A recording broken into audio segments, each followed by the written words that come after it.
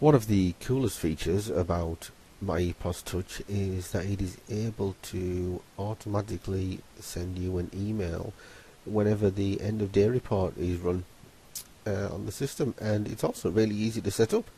So I'll go through it with you now. You simply sign onto the system, and we need to go to the function screen, and then we will go to our staff setup like that.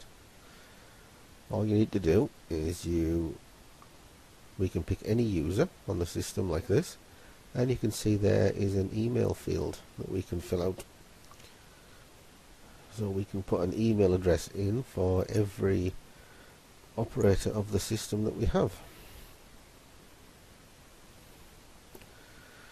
So you simply put in the email address in there, and then if you would like end of day reports to be automatically emailed to this member of staff every day, you'd simply tick that like so, and then click save details. Now what will happen is if we run the end of day routine, we click on here and agree to perform the end of day report like so. Okay, and it'll quickly pop up email report to management. And after a few seconds, you will just see your report appear as normal.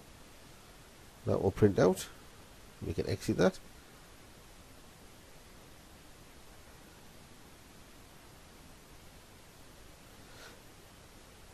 And that's how simple it is to set up.